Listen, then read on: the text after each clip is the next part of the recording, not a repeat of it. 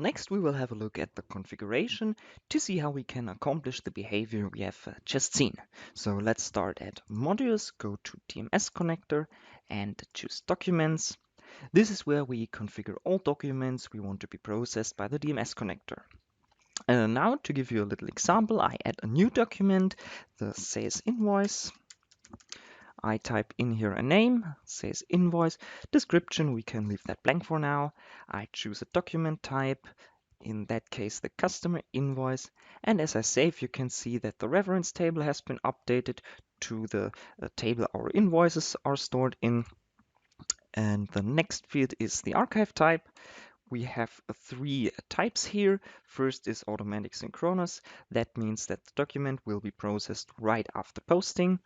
With automatic batch, there will be created an entry into our posting queue, so you can process the document later within a batch job, for example.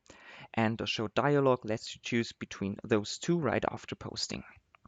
For now, I choose automatic synchronous, and next section is here the DMS preferences. In the field mask, we tell the connector which keywording form we want to use. This is the sales invoice form. In our next field, we say where we want to store the documents that are created. So I add the placeholder for the path here, say finance, say customer. And within the customer folder, we want a folder for every customer we have. So I say add field placeholder. This shows you every field inside our reference table. And the customer number here, of course, is the invoice account. I choose invoice account here. And you can see the placeholder has been added to our repository path. For the file name, we also go to the placeholder, and let's say we want to name our documents after the invoice ID, which is here. Say OK. And now our generated invoices will have the invoice ID as name.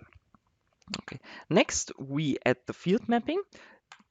Here we tell the connector which field in our keywording form corresponds to which field in our reference table.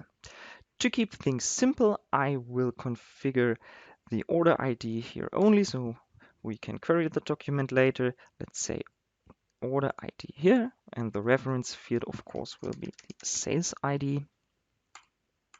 Save it. And if I save the configuration, we already can start to post our sales invoices. For this, we go to our sales orders. Pick the sales order we generated our confirmation earlier. Say invoice, generate invoice.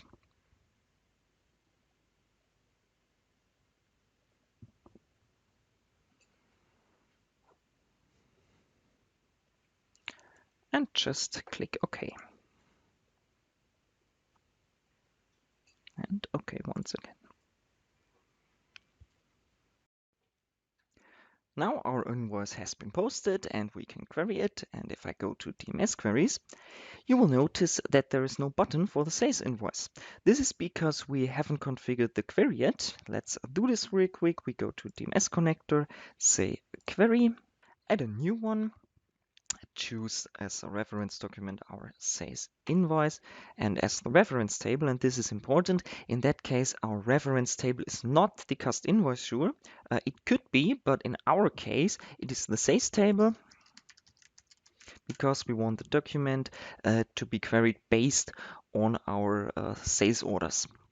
So next step is to add the field mapping. So we say we want to search for the order ID, and the field inside our sales table is of course called the sales ID.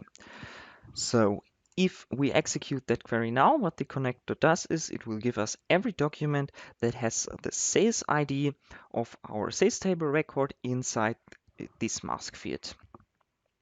I save it, go back to sales orders, choose the sales order we have invoiced earlier, go to DMS queries. Now you can see the button, and if I click it, you can see our customer invoice.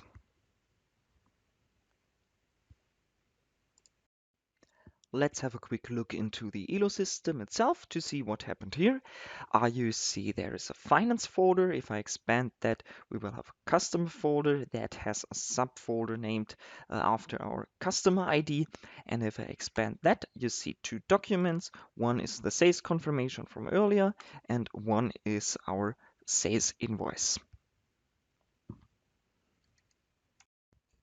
One thing I didn't mention yet is the user interface integration, because the DMS connector already did that automatically for us.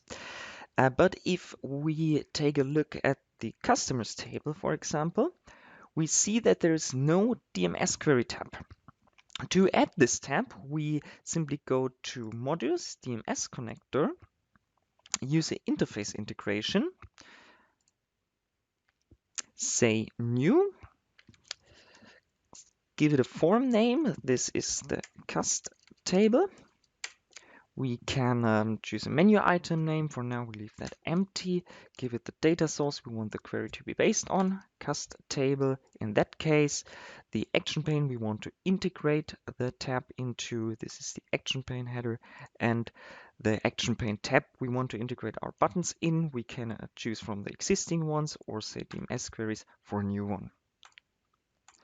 After saving the user interface integration, we of course need to create a query for the documents based on our cust table. And if I go to queries, you can see I already did that here for the sales confirmation.